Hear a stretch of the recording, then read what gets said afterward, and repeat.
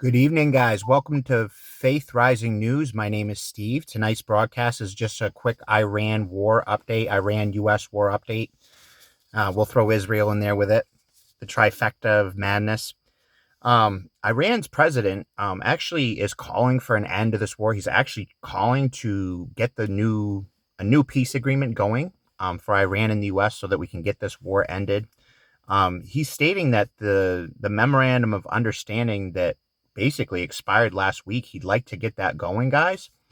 A lot of you out there don't know what the memorandum of understanding was. It was a peace agreement between the U.S. and Iran that happened back in June and literally just expired last week.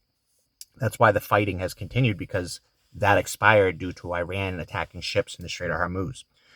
So what does the memorandum of understanding include is what you guys are asking out there. The first thing is Iran's asking for a ceasefire between Iran and the U.S., a complete ceasefire, an end to military action, and a withdrawal within 30 days. They're requesting that the U.S. blockade of Iranian ports be lifted, and as well as Israel stop attacking Lebanon within 30 days. That would all stop. The military actions would stop within 30 days. Iran is stating also, thirdly, that they'd like to control the Strait of Hormuz for the first 60 days until an agreement of who's going to control the Strait of Hormuz comes into effect. As well as oil waivers. Iran's asking for oil waivers so that they can, again, begin to sell oil on the international market without being sanctioned, without having people block their oil sales internationally.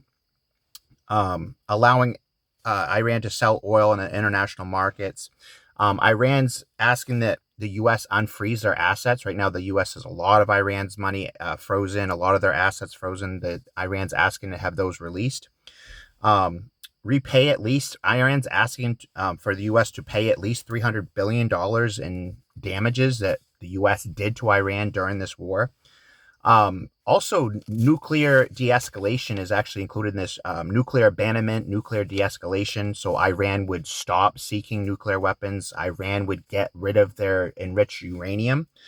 And that would happen pretty quickly. Within 60 days, this new memorandum of understanding, this new peace agreement would last 60 days until a permanent agreement is set up. And again, Iran and the U.S. would have to agree on extending that. Iran's stance is neither war nor peace. Right now, Egypt has been on the phone with Iran, pretty much all day trying to end this war. They're basically, Egypt's using phone calls trying to get this going. I think they have ulterior motives. I think they're worried about their own economy, their own oil, their own economics, which is understandable.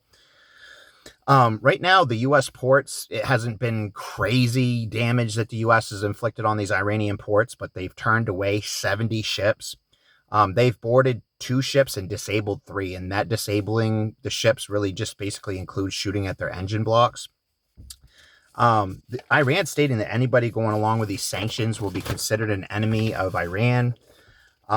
Basically, this whole aim of Iran is to get a ceasefire going, because right now Iran's economy is struggling big time, especially since Trump just declared economic warfare on Iran. Iran's pretty much begging for mercy right now, saying our economy can't take this war anymore. We need to end this.